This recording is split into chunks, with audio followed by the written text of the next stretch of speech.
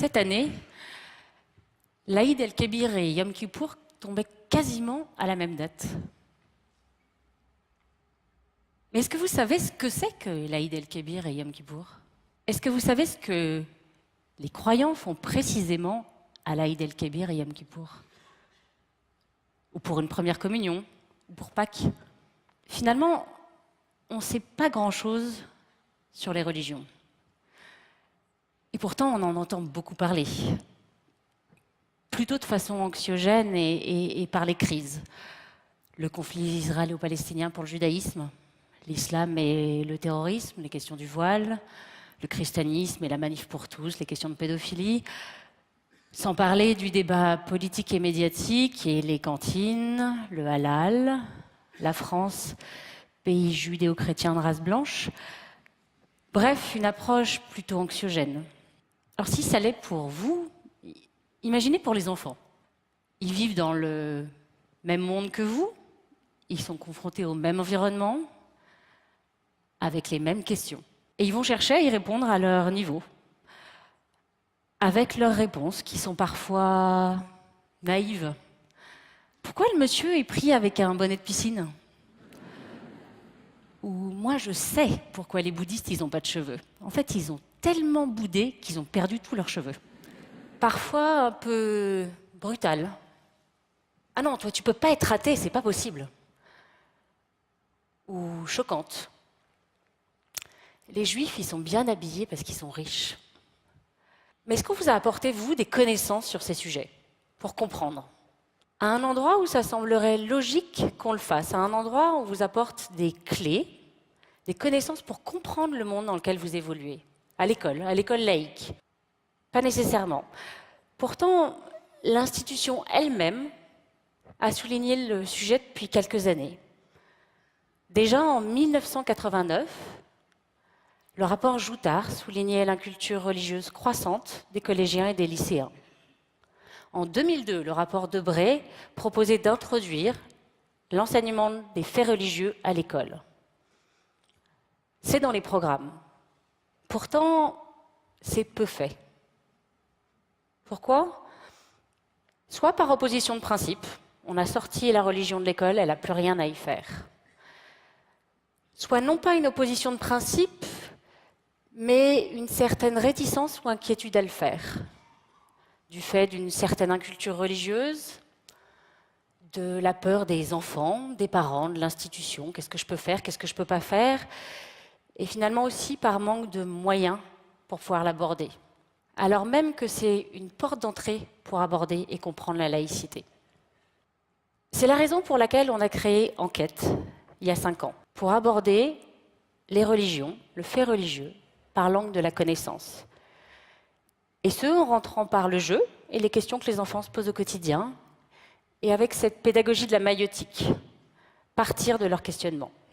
Aujourd'hui, Enquête, c'est 300 enfants qui suivent des ateliers dans une dizaine de villes, dans le cadre de la réforme des rythmes scolaires ou des centres sociaux. Ils se retrouvent une fois par semaine, pendant 10 à 25 séances, et ils vont jouer autour de ces sujets avec des jeux qu'on a déclinés, des jeux classiques, des jeux de mémoire, des jeux de quiz, des jeux de tabou, des jeux de vrai-faux. Et on parle beaucoup dans ces ateliers. Mais c'est aussi des outils pour les enseignants et les éducateurs pour aborder plus facilement ces sujets avec eux.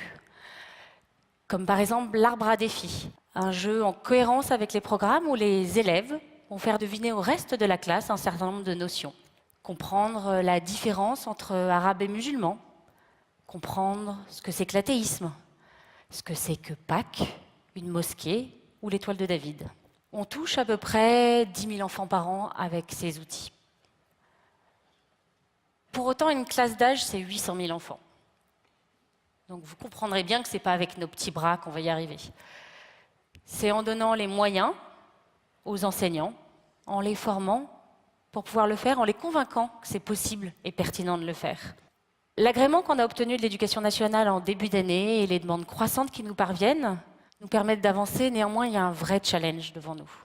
Et un vrai challenge pour convaincre que c'est important, que c'est faisable, que c'est pertinent. Montrer que les objectifs de cette pédagogie. Montrer que c'est un outil pour comprendre le monde dans lequel on évolue, en termes de culture générale, en termes d'organisation de l'environnement fixe, la construction du temps. Pourquoi est-ce qu'on est en 2015 et pas en 5776 ou en 1437 comme dans d'autres religions? Pourquoi est-ce qu'on est en vacances à Pâques? La compréhension de l'organisation de l'espace. Pourquoi est-ce que dans une ville comme Paris, il y a une station de métro qui s'appelle Trinité ou une ville pas très loin qui s'appelle Saint-Denis? Comprendre les pratiques sociales des uns et des autres. Pourquoi est-ce que mon petit copain ne mange pas de porc à la cantine? Pourquoi est-ce que ma petite copine s'est rendue dimanche dernier dans un endroit où on a mis de l'eau sur la tête d'un bébé? Donner à comprendre, mais aussi pouvoir parler de ces questions sur un mode apaisé. Aborder les différentes convictions, à la fois religieuses et areligieuses avec respect. Donner à comprendre que parler du juif, du musulman, de l'athée, du chrétien, ça n'a pas de sens. À la fois parce que dans chacune de ces convictions, il y a différents courants, mais aussi parce qu'il y a une façon toute particulière, individuelle, de se relier à un texte, une pratique, une spiritualité. Il s'agit aussi, par ce biais-là, de parler de la laïcité de façon intelligente. Non pas de façon anxiogène, c'est en rentrant par les limites, les interdits qu'il faut poser, ce qu'il faut mettre en place pour pas que ça déborde, non comme une notion qui est à revaloriser, qui est à rendre positive.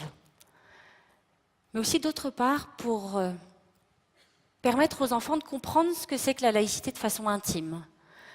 Non pas comme une bulle juridique qui le flotterait au-dessus d'eux. Donc qu'est-ce que ça veut dire pour moi si je suis athée et que mon petit copain il est croyant? On ne sera jamais d'accord sur cette chose qui est essentielle pour moi peut-être, qui me donne à comprendre le monde. Pour autant, je ne pourrai jamais lui démontrer qu'il a tort. Je ne pourrai jamais lui démontrer que Dieu n'existe pas, comme il ne pourra jamais me démontrer que Dieu existe. Néanmoins, si on est assis l'un à côté de l'autre, un, il ne me met pas en danger. Deux, on a des choses à échanger, ça peut être intéressant. Et troisièmement, on a des choses en commun au-delà de ça. Comprendre globalement, c'est que si moi je veux être respectée dans ce que je crois, il faut que je commence à accorder ce droit-là, ce respect-là à la personne qui est à côté de moi. Je me suis lancée il y a 5 ans, quand ma fille est revenue de l'école ravie parce qu'elle était en vacances de la Poussin, ou très inquiète parce que son petit copain Elias avait mangé du porc par mégarde à la cantine et qu'il allait être super malade. J'avais pas nécessairement tous les atouts en main. Ni enseignante, ni pédagogue, ni universitaire, ni spécialiste de ces questions. Néanmoins, l'intime conviction que je devais donner des outils à ma fille pour qu'elle comprenne le monde et qu'elle n'en ait pas peur. Et qu'elle comprenne la laïcité autrement comme une négation du religieux. Non, la laïcité comme un principe républicain, assis sur 4 notions.